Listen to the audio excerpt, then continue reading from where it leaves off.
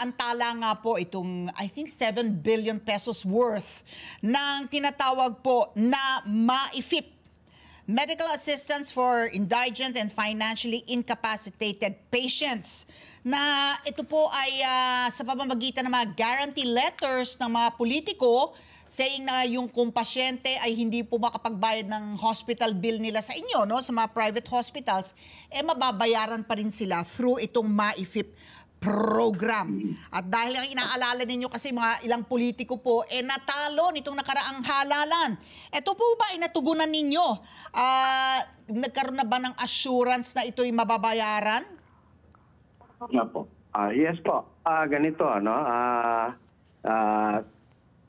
Nakausap na po namin, actually, nag-message na ako sa ating Secretary of Health at sinabi niya na tutulungan niya kami.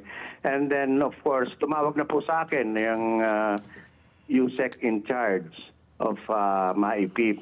At inassure niya na as long as kumpleto po ang ating mga dokumento, ang ating mga kinakailangan for the claims ng mga ng mga guarantee letters ng MAIPIP ay mababayaran ng ating mga hospitals. With regard to the 7 billion po, actually it is an estimate of the total availments ng mga private hospitals po.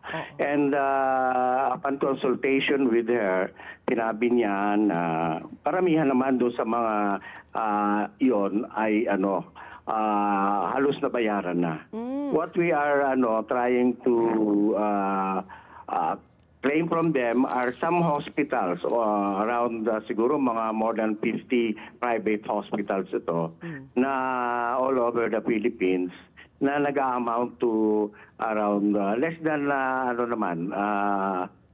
a billion, parang 800 to 900 million po. Okay. Yun. At inassure kami ni Yusek Chiong na mababayaran kami po.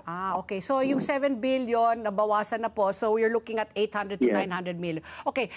Ano po to, Dr. De Grano? Maybe you can help us understand itong MAIFIP na ano ka diferensya to sa medical assistance? Ito ba kailangan hospitalization? Di ba may may medical assistance fund lang. So ano pong diferensya po nito at paano ho ba nakakakuha ng itong MAIFIP indigent patient? Alam ko indigent, no? So ano yung mga requirements para po maka-avail nito?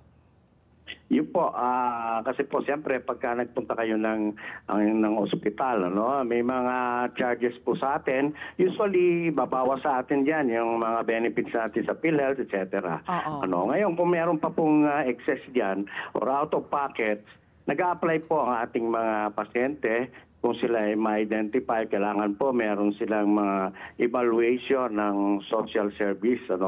And then, pag ma-identify sila na member ng indigent or financially incapacitated patients, then mabibigyan po sila ng guarantee letter. Usually, itong guarantee letter po ay ini-sponsor po yan ng ating mga congressmen. Sila po sa kanilang mga opisina. Pero ito po ay meron silang nakalagak na pondo na parang ito pong allocation na ito or allotment sa Department of Health ay galing po yan sa GAA, the General Appropriations Act. Meron po yung talagang allocation or allotment. So, yun nga po, once maibigay nila to, halimbawa, worth 3,000, pwede po nilang gamitin yan sa even professional fees, even laboratories, gamot, gano'n, na pambayad po sa ospital. So, pwede... At ang ospital, yung hospital naman po, meron po silang MOA with tinatawag nating Department of Health Regional Offices. Natatanggapin nila yung GL na yan or guarantee letters and then ipapasa namin sa kanila and then sa kanila kami babayaran po. So pwede po kumbaga may compilation po kayo ng mga guarantee letter, PhilHealth, kung makakakuha pa kayo ng kunyari sa PCSO o sa PAGCOR, pwede pong ipagsama-sama po yan para makamenos po sa gastos. Opo. Ginagawa po nila yan. Kasi merong iba yung, alam ko, sa DSWD, merong AICS ang tinatawag, ganun sa PCSO. Ngayon, kung halimbawa, kulang pa rin yun, mag-apply kayo ng guarantee letter dun sa maipip na yan, and then idadagdag nyo po. Kaya halos talaga malaki ang nababawas sa mga bayarin ng ating mga pasyente po. Okay. Yung pong isang concern ninyo ay naaantala po yung pagbayad, for example, sa mga sahod ng inyong mga hospital personnel. Paano po yan? How are you going to address that in the meantime, habang hindi pa po nababayaran yung, kumbaga yung ano ninyo, yung mga, babayarin sa inyo? Yes, opo.